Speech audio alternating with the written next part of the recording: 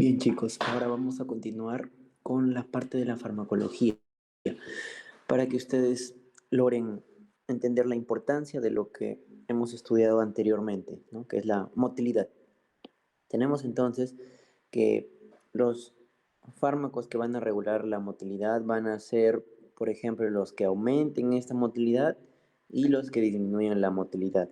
En este caso, vamos a tener fármacos que aumenten la motilidad o también llamados procinéticos, como dice aquí. Y por el otro lado, ya, vamos a tener fármacos que, bueno, también en cierta forma aumenten lo que es la motilidad, pero más que todo van a aumentar lo que es también la secreción, ya, la secreción. También en cierta parte la motilidad. Y por último vamos a detallar los fármacos que nos inhiben la motilidad, ya que son los fármacos antidiarreicos. Ahorita vemos toda esa parte. Entonces, por el lado de los fármacos que nos aumentan la motilidad propiamente, ¿no? Llamados fármacos procinéticos, debemos comprender antes el mecanismo que ya les he explicado antes, ¿no? Este de acá es una neurona colinérgica, ¿no? Del plexo mientérico en este caso, ¿ya? Del plexo mientérico, la cual es una neurona que libera acetilcolina, ¿no? Para estimular la contracción del músculo circular para que se dé la peristalsis, ¿no? Entonces, ¿cómo nosotros estimularíamos, no? Esta neurona colinérgica tiene en su soma receptores, ¿ya? Tiene en este caso un receptor del tipo GI, ¿no? Que es un receptor D2, ¿no? Si recuerdan por la clase de dopamina que hicimos, por eso es tan importante que recuerden todo. Este receptor está acoplado a GI. Entonces, como está acoplado a GI, es un receptor inhibitorio, no está presente acá, en la membrana de esta neurona. Entonces, si la dopamina se une a este receptor, ¿no? Que es acoplar a GI, ¿qué pasa con esta neurona? Se inhibe, ¿no? Se inhibe. ¿Ya? Se inhibe porque es un receptor acoplar proteína GI, ¿no? Disminuye la actividad de nenatociclasa. Y se inhibe, no va a liberar acetilcolina, ¿no? Y no se va a dar lo que es la contracción, entonces va a dar la relajación. Pero tú quieres estimular la contracción, ¿no? Entonces tú no vas a dar dopamina para que se inhiba esta neurona. Tú quieres estimular esta neurona para que libere esa acetilcolina y se contraiga el músculo circular. Entonces la primera opción es dar un bloqueador de este receptor, ¿no? Que no tenga efecto ahí la dopamina, para que no se inhiba esta neurona. Entonces, fármacos que son antagonistas de este receptor D2 dopaminérgico que es acoplar proteína GI son metoclopramida y domperidona, ¿sí? Esos dos. Principalmente la domperidona, ¿ya? Tiene más afinidad, y esto es pregunta de examen, más afinidad por los receptores dopaminérgicos de 2, ¿ya? Funciona como antagonista. Igual la metoclopramida también es antagonista. Pero la metoclopramida también tiene otra acción al inhibir, por ejemplo, los receptores 5-HT3 de serotonina, ¿ya? No, su acción es como por decir dos más, ¿ya? Sobre los receptores de dopamina D2. De domperidona son tres, es más antagonista, ¿ya? Que la metoclopramida. ¿Sí? Entonces, la inhibición por parte de dopamina de esta neurona ya no se va a dar, ¿no? Porque tú estás bloqueando la acción de dopamina con esos antagonistas del receptor D2, ya son los primeros. Esta metoclopramida también es conocida como una benzamida, ¿ya? Pertenece a esa familia de las benzamidas, como vamos a ver después en el cuadrito que está abajo.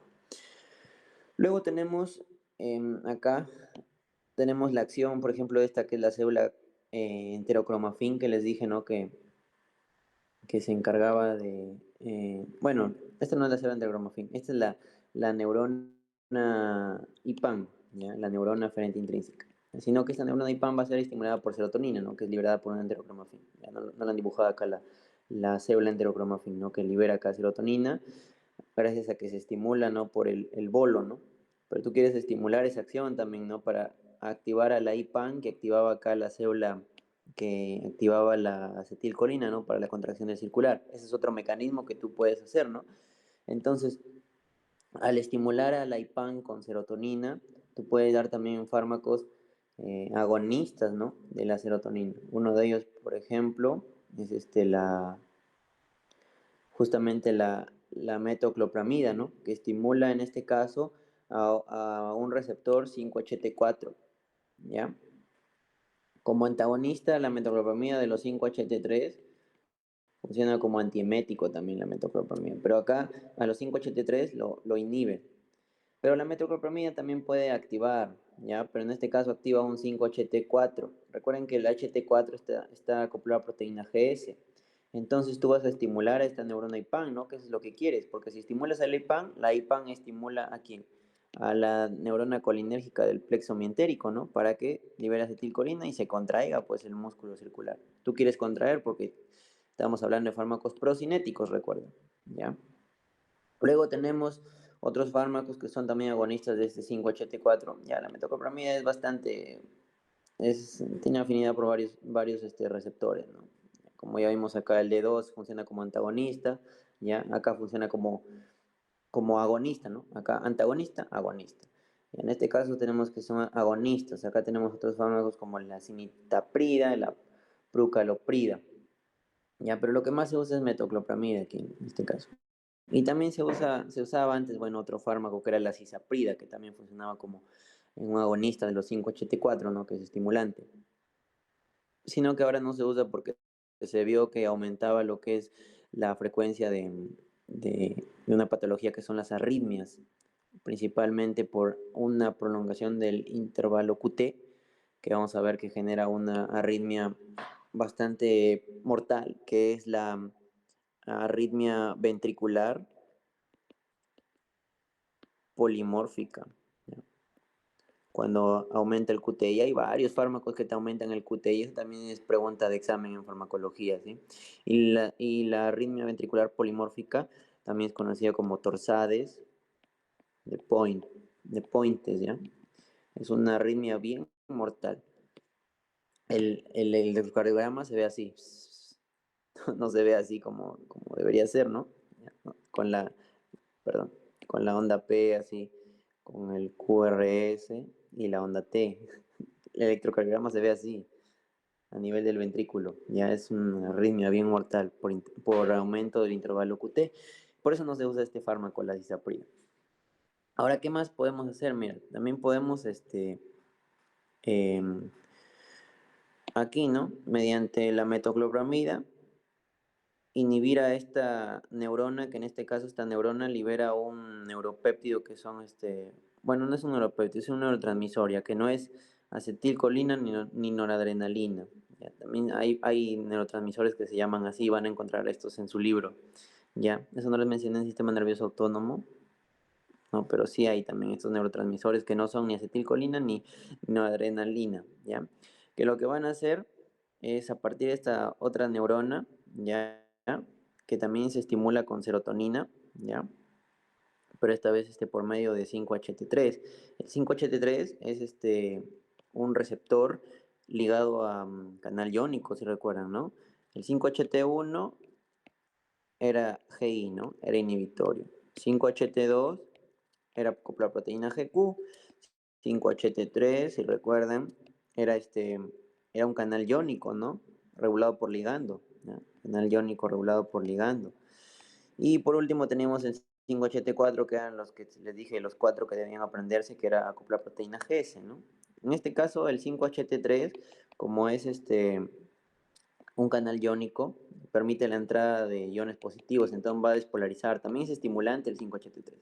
Entonces, cuando la serotonina a través del receptor 5-HT3 de esta neurona la activa esta neurona normalmente está inhibiendo acá a esta neurona, entonces no libera la acetilcolina para la contracción del circular, ¿no? El músculo liso circular. Entonces la metoclopramida les dije que funcionaba como antagonista de los 5-HT3, ¿no?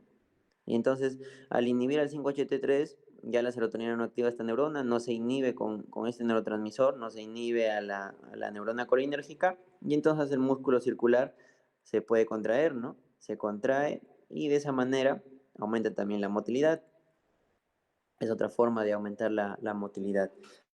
No se olviden, ¿ya?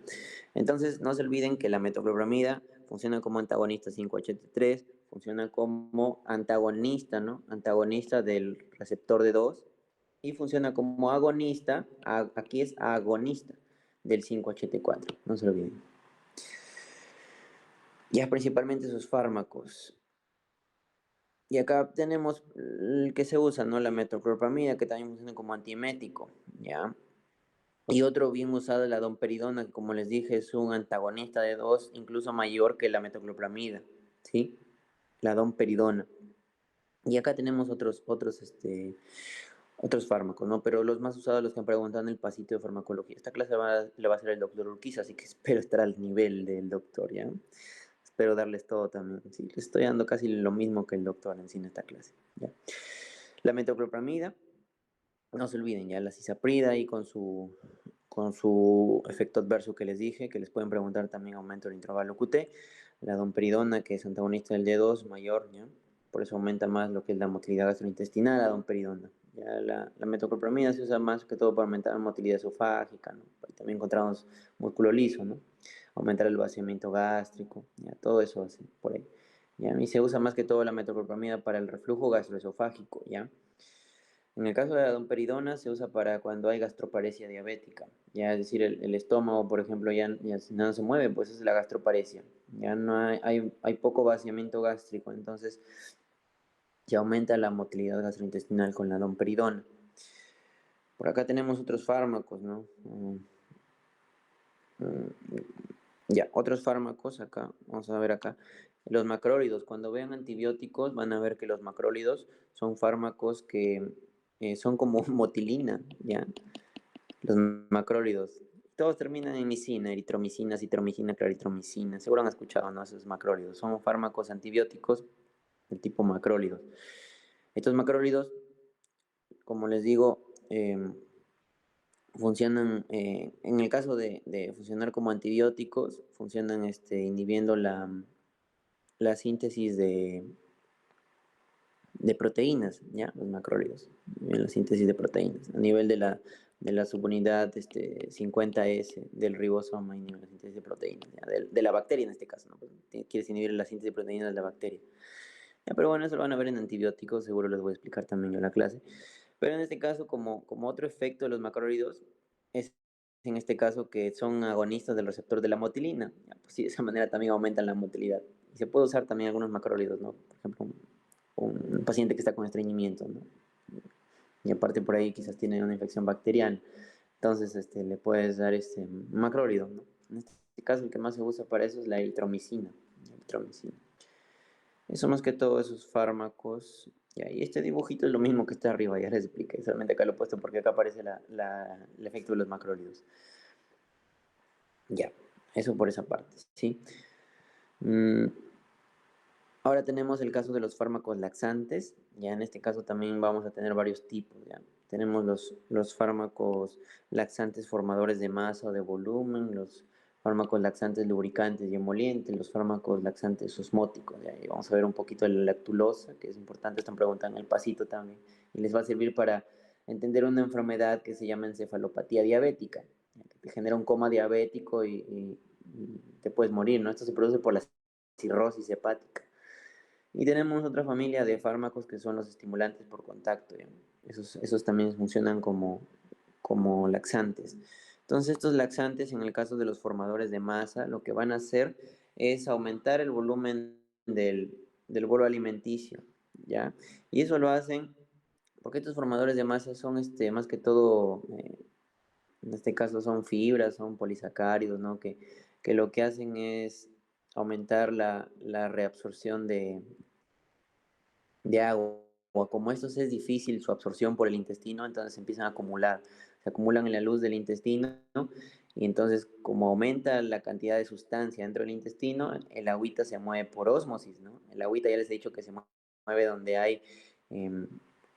hay mayor concentración de solutos, ¿no? Hacia donde hay mayor concentración de solutos, ahí se mueve el agüita. Entonces el agüita aumenta acá el tamaño del bolo, no aumenta el volumen, por eso se llaman formadores de masa, y ese aumento del bolo estimula mecanorreceptores, ¿no? Para que se dé la peristalsis, ¿no? Mecanorreceptores que van hacia los plexos, ¿no? Y así aumenta la peristalsis. Ese caso tenemos de los formadores de masa. Por acá tenemos el ejemplo, ¿no? El ejemplo es el silum, por ejemplo, el silum, ¿ya? El salvado de trigo. ¿ya? La metilcelulosa, son fármacos laxantes formadores de masa. El salvado de trigo, no se olviden, preguntados en el examen también. Tenemos ahora los lubricantes y emolientes. Estos de acá reducen lo que es la consistencia fecal, o sea, lo hacen a las heces más suavecitas, pues, para que las heces puedan avanzar, ¿no? Por el colon. Eso hacen los lubricantes y emolientes. También lo hacen mediante la absorción de lo que es agüita, pues para reducir la consistencia fecal. Tenemos el ejemplo del locusato de sodio y de calcio, ¿no? También hacen lo que es el aumento un poquito del volumen, entonces es igualito. Hace lo que es la distensión de la pared gastrointestinal, estimula mecanorreceptores para que se dé la peristalsis. Ahora tenemos los osmóticos. Los osmóticos no son más que sustancias que también no se van a absorber, ¿no? Y como les dije, cuando no se absorbe y se queda en la luz, empieza a jalar agua. Y ahí uno de esos ejemplos es la lactulosa, que está formado por galactosa y fructosa, ¿ya? Y está formado por azúcares, pues, ¿no? La lactulosa. Y es difícil su absorción.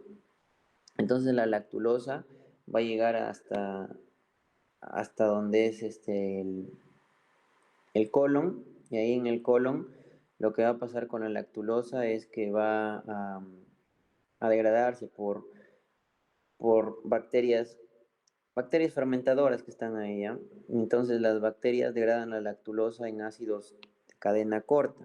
¿Ya? Y esos ácidos de cadena corta ya, como les digo, empiezan a jalar agüita. Pero acá la importancia de esta lactulosa es que la lactulosa es un laxante que se da, por ejemplo, en un caso de encefalopatía diabética, perdón, encefalopatía hepática, ¿ya? Encefalopatía diabética, encefalopatía hepática, ¿ya? Encefalopatía hepática, que lo que pasa con la encefalopatía hepática es que hay un problema en el cerebro, en el sistema nervioso, a partir de una cirrosis, ¿ya? Por eso se llama encefalopatía hepática, ¿ya? Problema en el sistema nervioso a partir de una enfermedad hepática.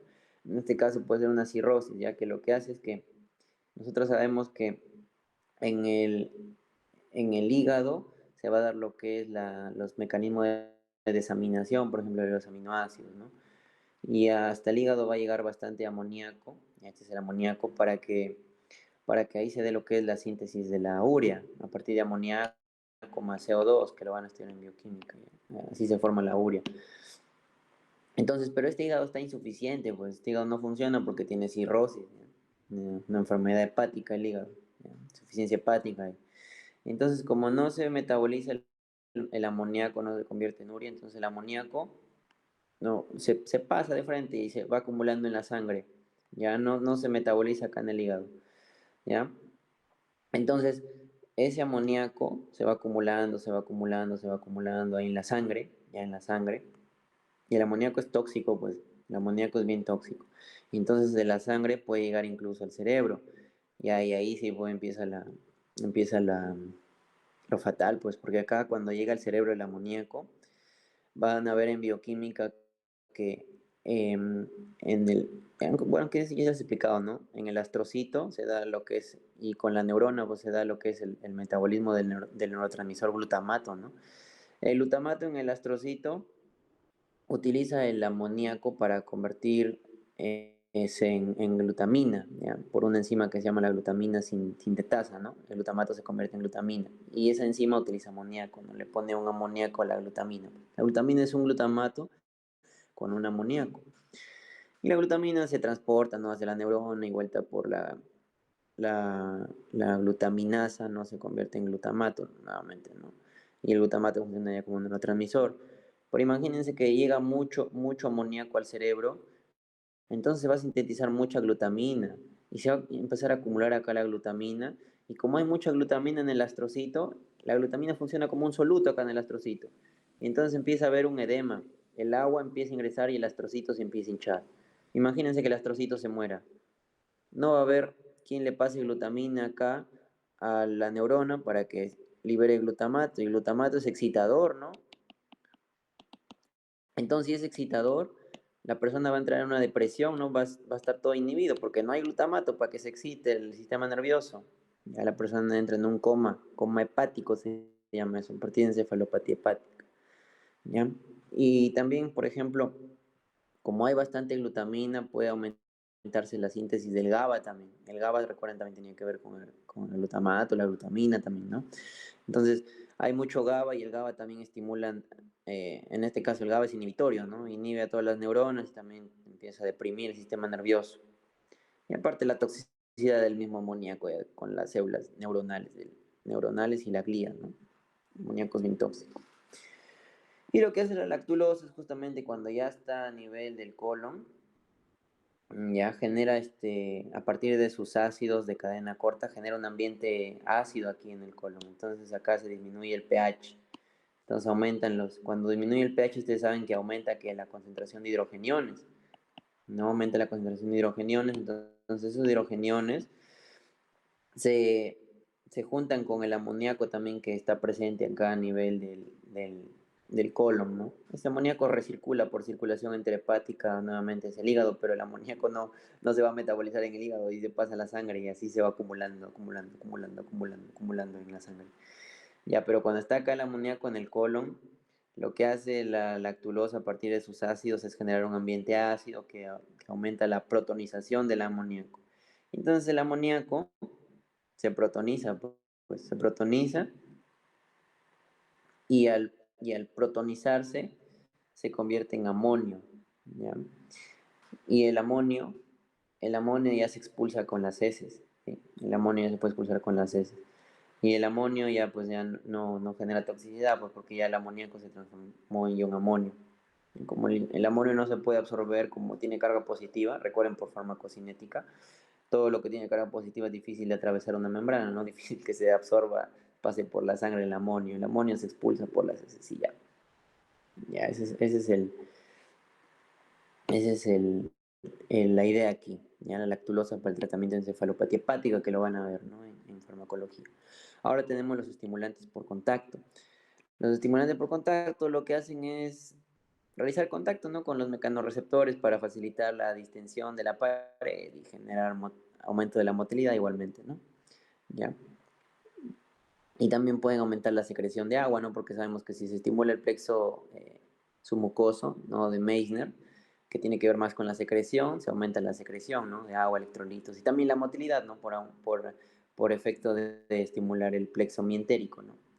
Que tiene más que ver con la motilidad, ¿no? El mientérico. El de Meissner, recuerden que más tiene que ver con la secreción, y ya hemos visto esa parte, ¿no? Y acá tenemos algunos ejemplos de los estimulantes por contacto, ¿no? Acá está. Estos también son llamados los antraquinónicos, ahí tenemos el SENA, y los sintéticos, acá lo importante es el picosulfato, ¿ya? Picosulfato que forma parte del fármaco que seguro han escuchado, el Dibrolax, ¿ya? Ese fármaco ahí. Solamente que el problema de ese fármaco es que puede generar tolerancia, ¿no? El paciente cada vez más y más tiene que tomar más dosis para que le haga efecto, ¿no? Para disminuir el estreñimiento que pueda tener, ¿no? Porque estimulan la motilidad. Ahora sí, tenemos los fármacos antidiarreicos, ¿no? Los diferentes, ¿no? Los que hemos visto hace rato estimulan la motilidad, ¿no? Tanto los laxantes como los procinéticos, y también estimulan secreciones en el caso de los laxantes, ¿no? Pero acá los antidiarreicos se van a dar para un paciente que tenga diarrea, pero tiene que ser una diarrea muy severa, pues, porque normalmente la diarrea no es necesario que tú des algún fármaco, pues para la diarrea simplemente se usa reposición de líquidos, ¿ya? Hidratación del paciente y lo controlas pues con eso simplemente ya. También puede tener fiebre, por ahí lo controlas con un paracetamol por ahí, ¿no? Si tiene una diarrea por una bacteria o por un parásito, ¿no? Pero si es muy severa la diarrea, por ejemplo, la diarrea por el cólera, ¿ya? Que es en agua de arroz y tienes que controlar, pues. Y ahí los fármacos que más se usan son los opioides, ¿ya? Son los fármacos más frecuentes para como tratamiento contra la diarrea. Ya tenemos en este caso la loperamida, que es incluso el más usado, la loperamida, que es un opioide, y como todo opioide, los opioides actúan sobre receptores acoplados a proteína GI, que son los llamados receptores mu, delta, kappa, ¿no? Pero solamente acá vamos a ver el mu y el delta. Esos receptores mu, delta, son receptores opioides acoplados a proteína GI, por lo tanto van a inhibir a las células, como ya saben que hacen los GI. ¿Ya? Y como les digo, todo se va a repetir y, y van a ir entendiendo. Entonces la loperamida actúa a través del receptor delta, ya inhibe ahí a lo que son las neuronas colinérgicas, ya ahí va a inhibir a las neuronas colinérgicas, va a inhibir a las células, los enterocitos, para que no se libere eh, tantas secreciones, ¿no? Tanto cloruro, tanto sodio, agua, ¿no? Por eso es antidiarreico la loperamida. Entonces, su mecanismo de acción ya es así, ¿no? Inhibe a la neurona o inhibe a la célula del tracto digestivo, ¿no? Y puede realizar lo que es la disminución de la motilidad gastrointestinal, el aumento de la tonicidad del esfínter anal, ¿no? El esfínter anal interno en este caso, ¿no? Interno, ¿no? ¿Por qué? Porque puede inhibir la contracción de las células musculares también, ¿ya?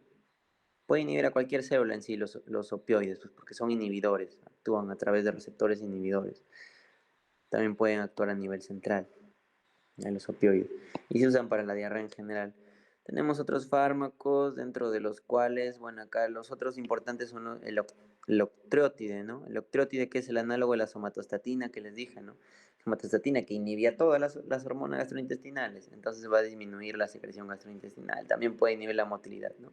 Sino que los octreótides no se usan tanto para la diarrea en general, sino se usan para una diarrea que se genera, por ejemplo, por tumores, ¿ya? El bipoma, por ejemplo, ¿no? El bipoma que les dije que el BIP relaja el esfínter esofágico inferior, entonces aumenta la motilidad. El BIP también, en el bipoma que les mencioné en el primer video, ¿no? El bipoma que lo que genera es un, una diarrea colérica, pero a partir del páncreas, ¿no? Un tumor que se genera en el páncreas, ¿ya? Un glucagonoma también, las fístulas pancreáticas, una diarrea refractaria por el SIDA también, ¿ya? En el SIDA, los pacientes con SIDA generalmente tienen infecciones por todos, ¿no? Una de esas infecciones puede generar diarrea, entonces, y es una diarrea bien brutal, pues, porque es un paciente inmunocomprometido por el SIDA. Y eso es el octiotril. Otro fármaco importante también es el racecadotril. El racecadotril que inhibe a las encefalinasas, que las encefalinasas normalmente lo que hacen es destruir opioides endógenos de nuestro propio cuerpo, ¿no? Entonces, los opioides son inhibidores, ¿no? En este caso, potencian la acción antidiarreica, los opioides, ¿no? Son antidiarreicos. También los opioides se usan para el dolor, pues, ¿no? Pero eso es en otro capítulo que lo vamos a ver. Los opioides inhiben neuronas, inhiben célula muscular lisa, inhiben célula de... inhiben enterocitos, ¿no? Los opioides. Ya, pero las encefalinasas destruyen estos opioides, pues las destruyen. Y si las destruyen, entonces aumentaría lo que es motilidad. Pero como tú tienes un fármaco que inhibe la acción de estas encefalinasas, entonces los opioides aumentan, pues, ¿no? Los opioides endógenos. Entonces de esa manera también puedes prevenir la diarrea. Y también se usan en la diarrea en general, ¿no? Con este racecadotril disminuye la secreción de agua y electrolitos, ¿no? Porque aumentas más que todos los opioides endógenos, ¿no? Porque inhibes a la enzima que los destruye, pues. Acá tenemos la acción, por ejemplo, del racecadotril, perdón, la loperamida, abajito el racecadotril. La loperamida, como les dije, a través de receptores Mu, inhibe a esta neurona, ¿no? Neurona que normalmente estaba secretando acetilcolina para la contracción del músculo liso, entonces se da el peristaltismo. Pero si se inhibe esta neurona a través de receptores Mu que también tienen su soma, entonces esta neurona ya no va a poder contraer el músculo, entonces se va a inhibir el músculo, entonces el músculo se va a relajar y cuando el músculo liso se relaja, entonces no hay peristaltismo, ¿no? Porque sabemos que necesita la contracción, ¿sí? ¿Ya? Entonces también disminuye el peristaltismo y disminuye la contracción. Ahora vamos con el racecadotril, ¿ya? El racecadotril, como les dije, es un inhibidor de las encefalinasas que se utiliza para la diarrea aguda en niños, por ejemplo, en niños se les, se les dan bajas dosis en los niños, ¿ya? No importa acá la dosis porque estamos en farmacología básica, pues hasta yo todavía no me importa las dosis, eso recién es en farmacología clínica en sexto año. Ya, y la eficacia del racecadotril, o también llamado acetorfán, es similar a la loperamida, como dicen. Y lo que hace el racecadotril o acetorfán, es inhibir a la encefalinasa que normalmente degradaba a los opioides. Pues entonces, como se inhibe la enzima que degrada opioides, aumentan los opioides, ¿no? O también llamados encefalinas endógenos, que a través del receptor delta, ¿no? Lo que hacen es inhibir a al enterocito para que ya deje de secretar más cloruro, sodio, agua, ¿no? Lo que vimos acá. tratamiento del cólera que hemos sacado, ¿no? Son encefalinas endógenas, ¿no? La levoencefalina, metencefalina, ¿no? Que actúan a través de su receptor GI, ¿no? Inhiben la diatociclasa y también se inhibe lo que es el AMP cíclico se reduce y se inhibe la salida de cloro, ¿no? Y con ello de sodio y agua por vía paracelular. Entonces acá tenemos un resumen de los derivados opiáceos, ¿no? Son opioides, ¿no? Son el grupo más empleado en tratamiento sintomático de la diarrea. Pero como les digo, casi no se usan fármacos en la diarrea, simplemente es una reposición de líquido. ¿Ya? Su efecto es tanto periférico, inhibiendo la motilidad y la secreción intestinal, como central. Deben usarse con precaución en la enfermedad inflamatoria intestinal por su potencial de inducir el desarrollo del megacolon, ¿no? Imagínate que ya demasiado lo inhibas al peristaltismo, pues puede generarse megacolon, se acumulan todos los desechos en el colon, pues ¿no? Es como un efecto adverso que demasiado uso ya del opioide, pues no puedes paralizar los intestinos, al final se acumula todo y obtienes el efecto que no deseas, ¿no? El octreotide es el análogo de somatostatinas, también se usa bastante y como les dije, se usa más que todo en tratamiento en diarreas asociadas a tumores, ¿no? Neoplasias y en la diarrea refractaria por el SIDA. Es el análogo de la somatostatina, el octreotide.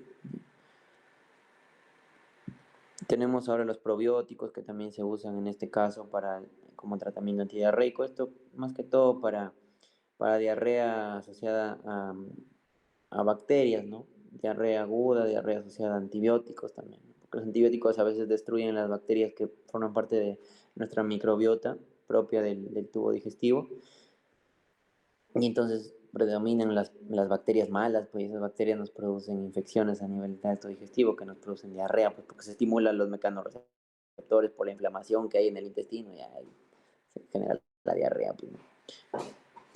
Y entonces los probióticos que son, no son más que preparados que contienen diferentes cepas bacterianas, ya que van a luchar contra los patógenos a nivel del intestino, ¿no? Y reponer ahí la microbiota, pues lo que se busca acá es reponer la microbiota intestinal, no se olvide.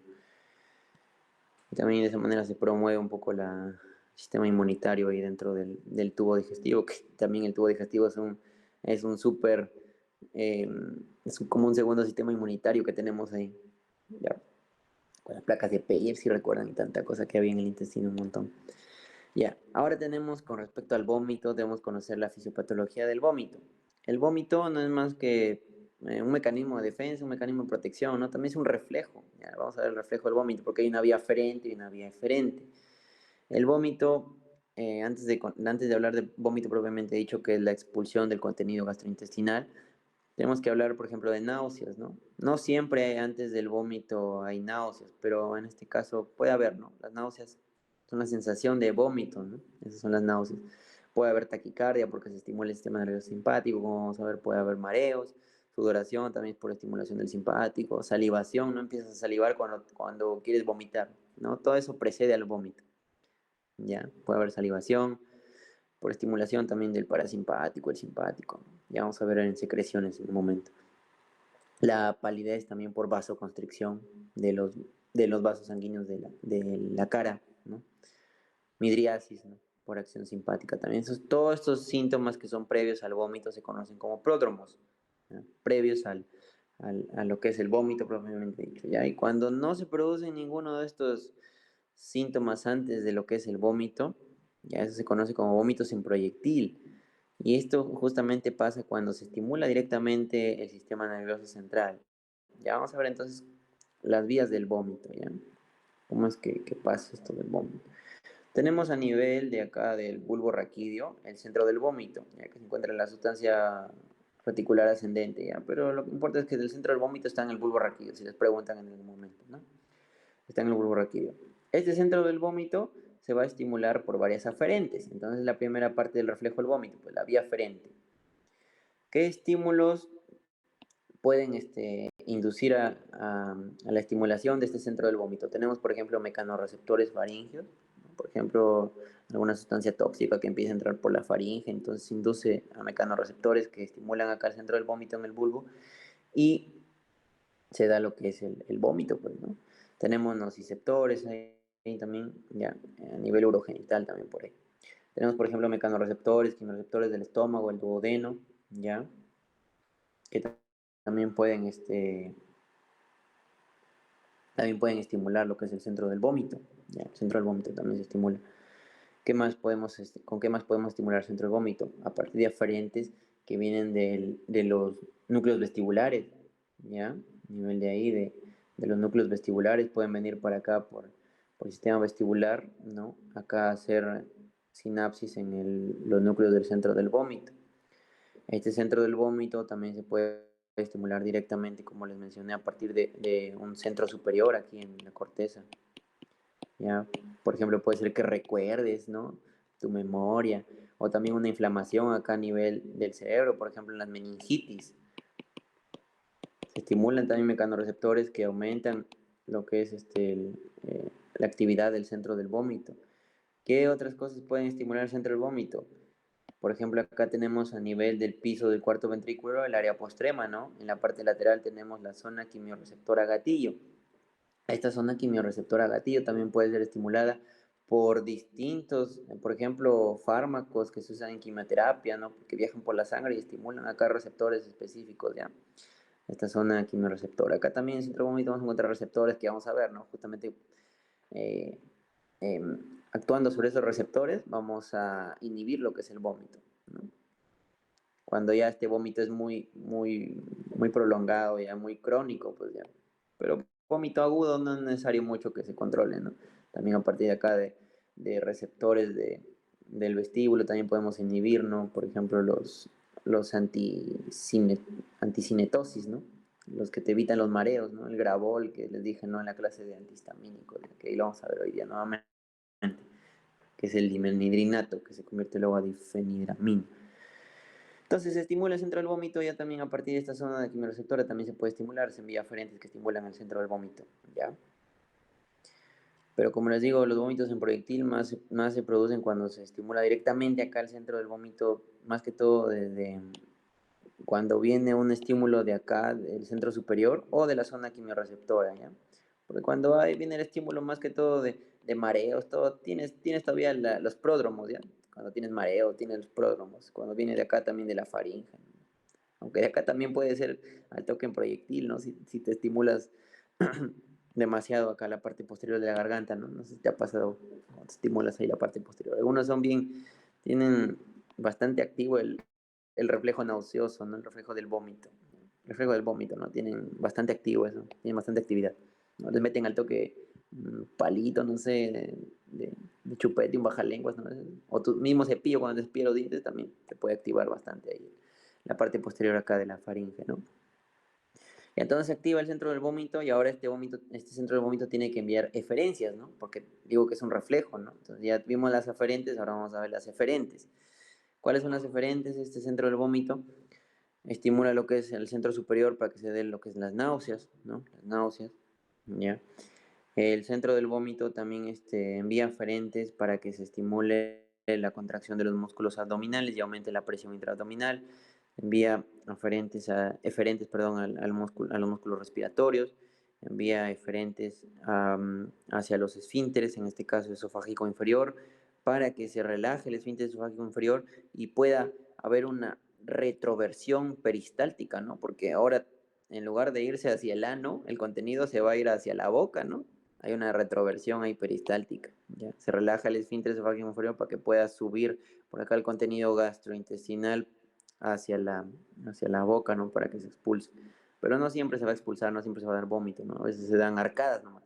Cuando se producen arcadas es porque no ha salido pues el contenido del vómito, se quedó por acá. Y se produce las arcadas cuando el esfínter esofágico superior se mantiene cerrado. Entonces el esfínter esofágico superior evita que se dé el vómito. Entonces se produce arcadas nomás, ¿no? Es el que te da así, ¿no?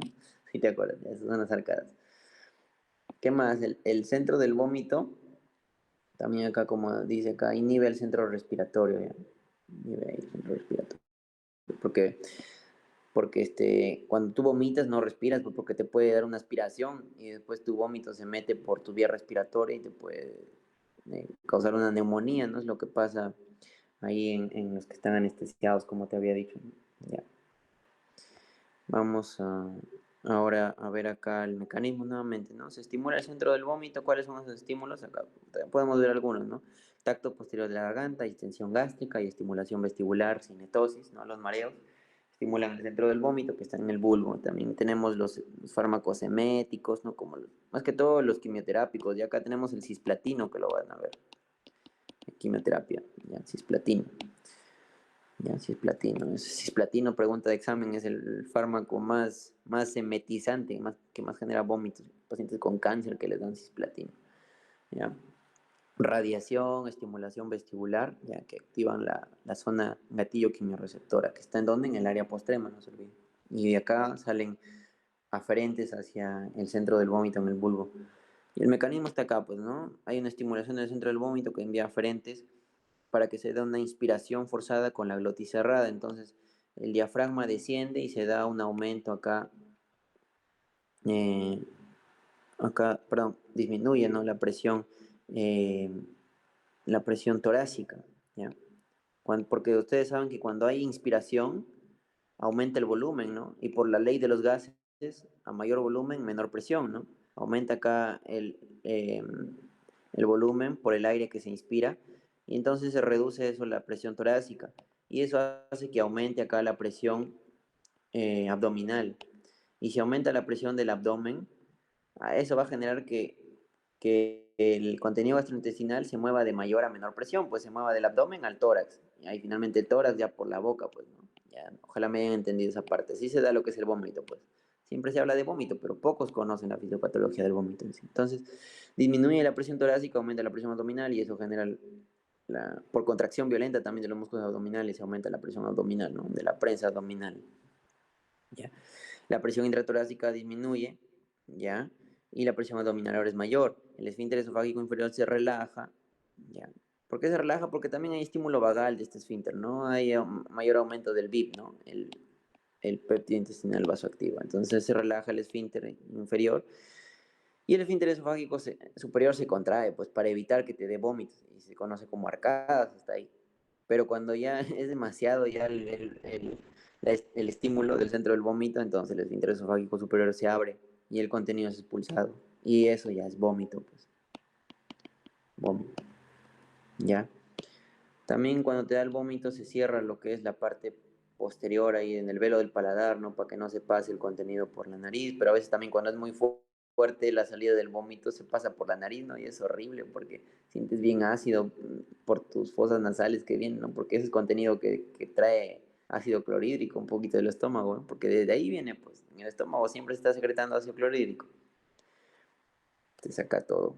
Y acá, por ejemplo, tenemos un resumen este del Goodman, es un esquemita bien bacán.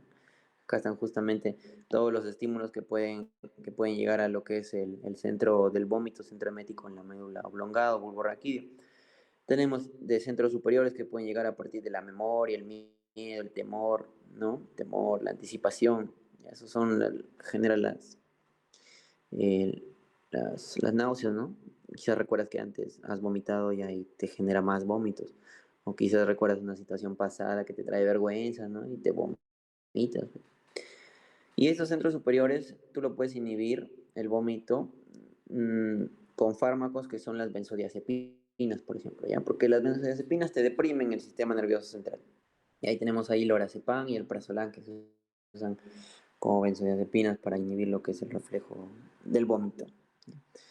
También, como te dije, este centro emético llegan estímulos, por ejemplo, a partir de un mareo, ¿no? Estás viajando en una combi, en un bus a altura y empieza a girar el carro, ¿no? Por las curvas y te empiezas a marear, ¿no?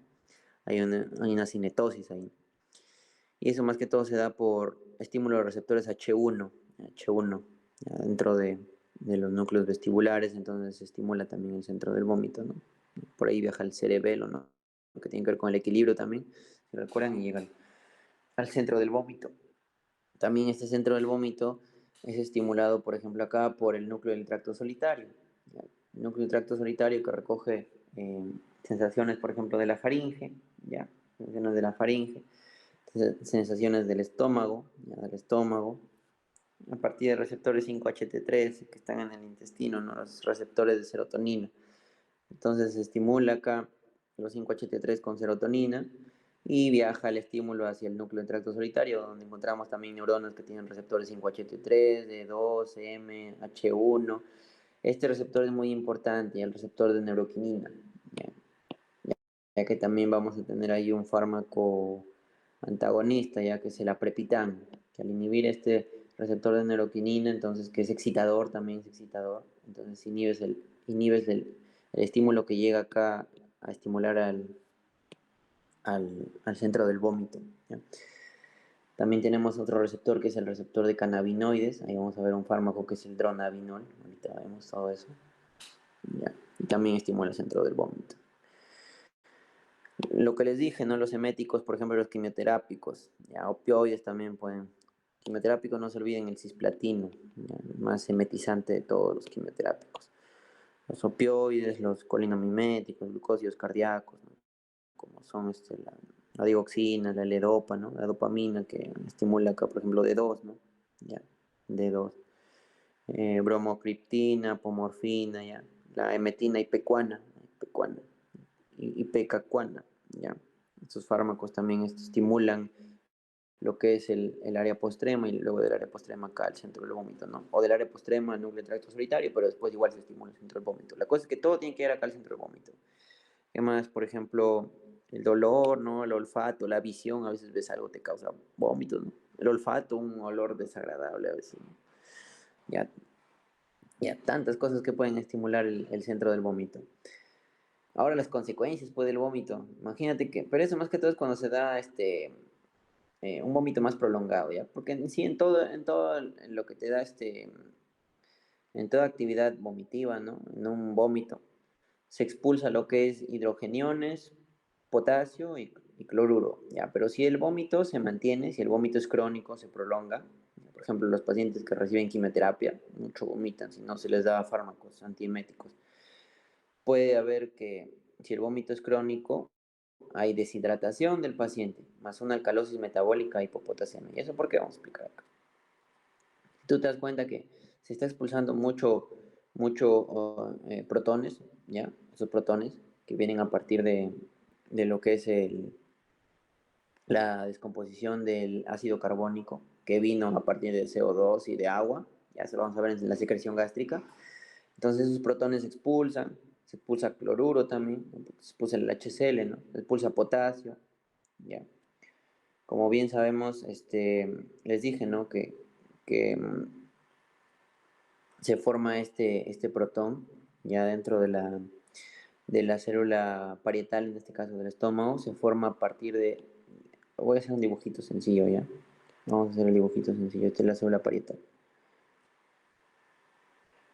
Más grande mejor para que lo vean. Para que me entiendan esta parte, cómo se produce la alcalosis más que todo. La alcalosis por vómito. Deshidratación, sí entienden, ¿no? Porque también cuando vomitas se expulsa agua. La alcalosis más que todo. Entonces, mejor así. La célula parietal tiene forma de palma, pues. Ya, como la hora. Ya, así, forma de palma de mano, pues. La célula parietal, célula oxíntica. Y por acá está el capilar.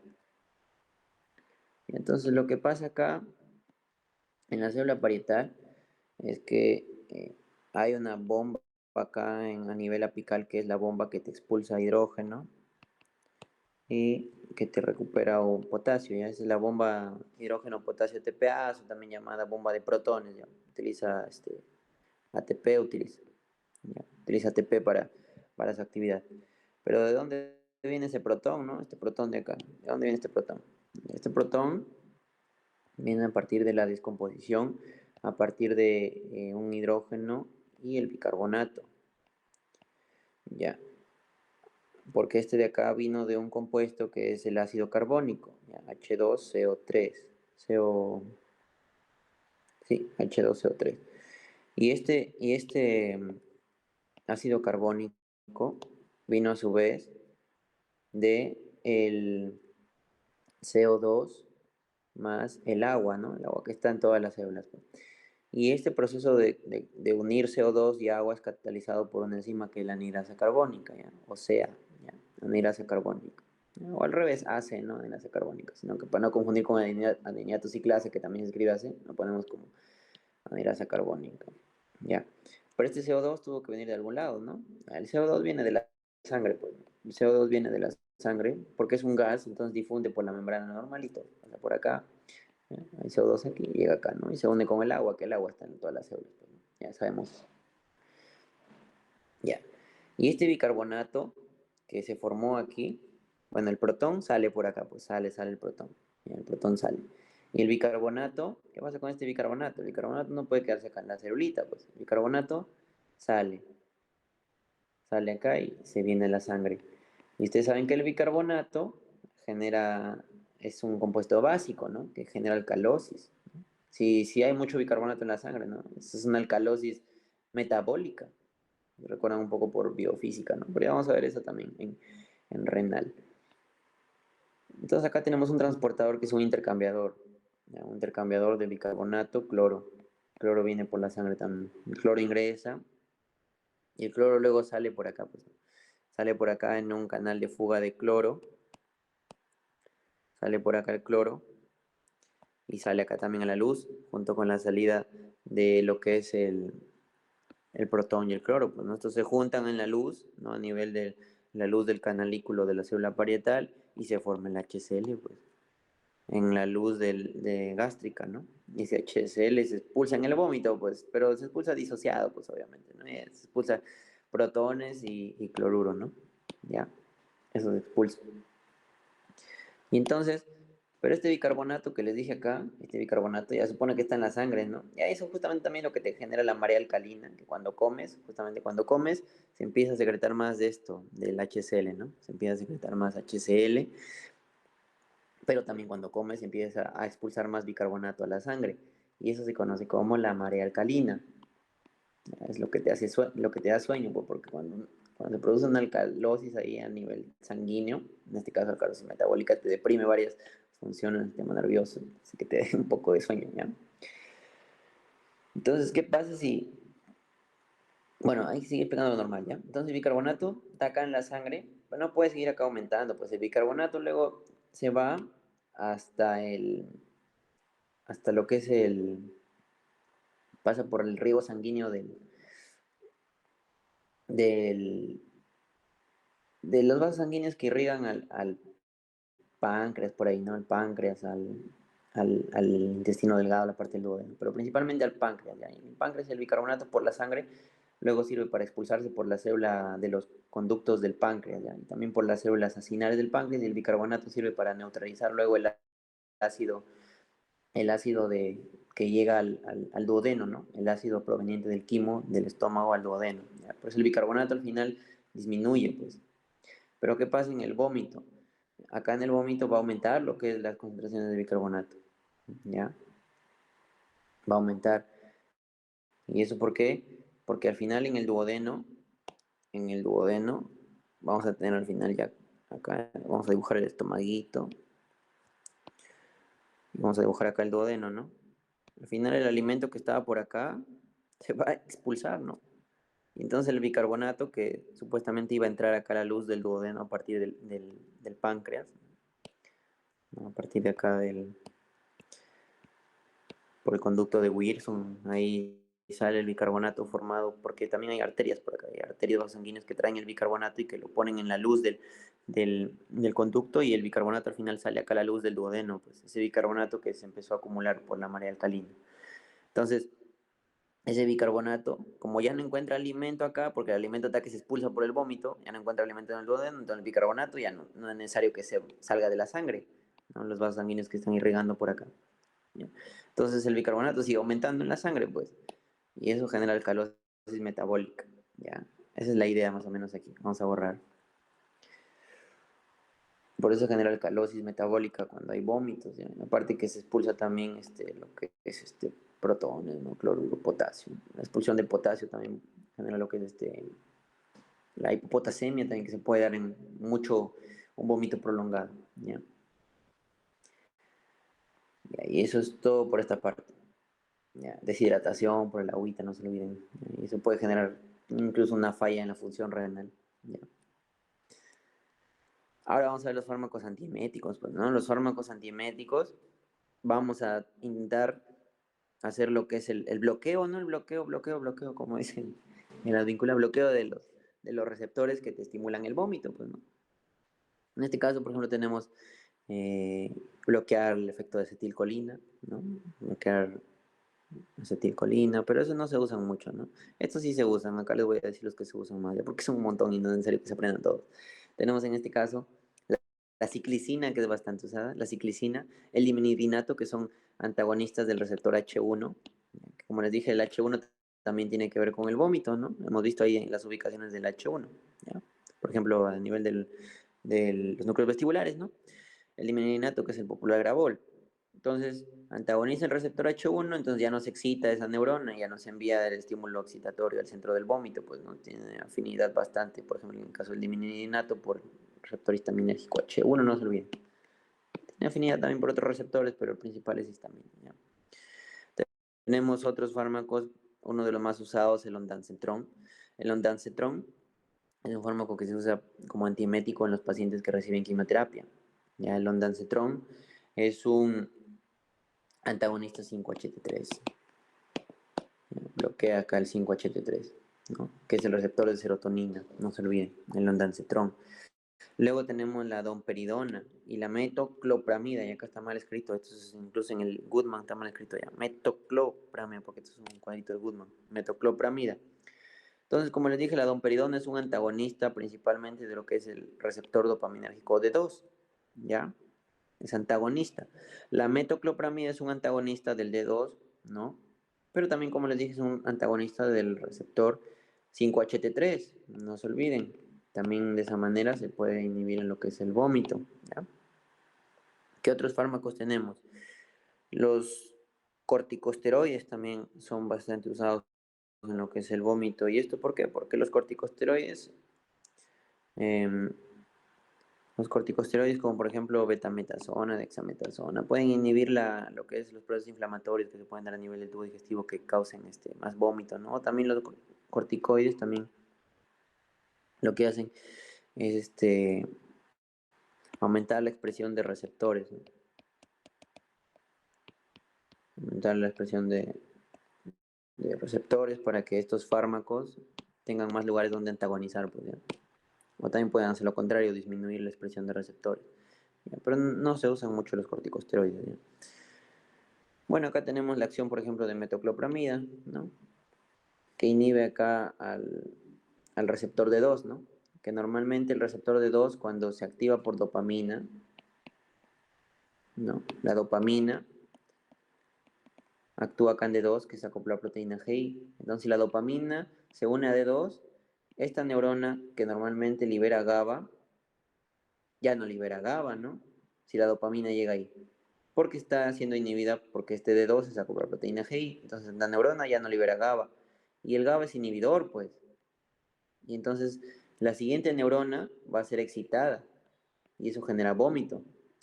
Y lo que hace la metoclopramida es inhibir la acción de dopamina, pues. Entonces, este D2 ya no se activa por dopamina, ¿no? Ya no se activa por dopamina y entonces ya no se inhibe esta neurona. Y esta neurona entonces puede liberar GABA. Y el GABA, como es inhibitorio, inhibe a la siguiente neurona y ya no transmite el estímulo para que se dé el vómito. Pues eso hace la metoclopramida, antagonista de D2.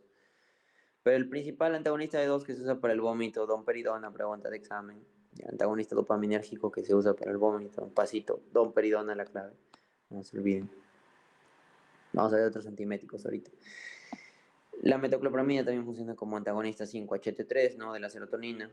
El 5-HT3, como es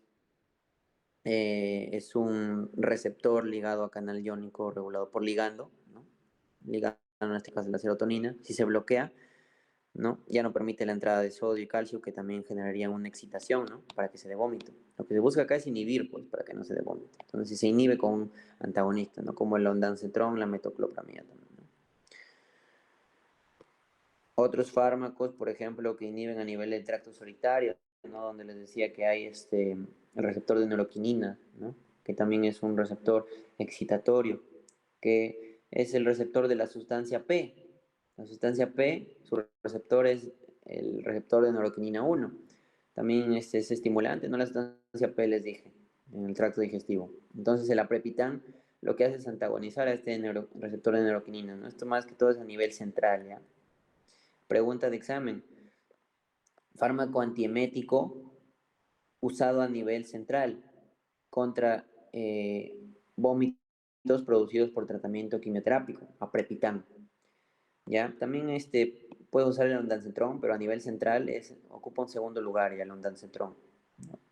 El ondansetron más se usa a nivel periférico, pues, porque a nivel periférico hay más receptores 5-HT3, ya que son estimulados por serotonina, ¿no? Y envían señales hacia el centro del vómito, ¿ya? A nivel periférico más se usa el ondansetron para lo que es el tratamiento antiemético en pacientes que reciben quimioterapia, ¿no? Acá vemos la norma técnica, acá está la norma técnica.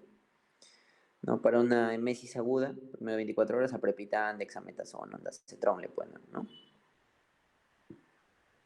Pero miren acá, aprepitan siempre se repite, aprepitan, ondansetron, aprepitan. Son los más usados, ¿ya? Aprepitan más a nivel central, no se olviden pregunta de examen. Luego tenemos el dronabinol, que bueno, es un agonista acá del receptor de cannabinoides que está acoplado a proteína GI. Entonces, si es agonista del GI, va a inhibir a esta neurona, ¿no?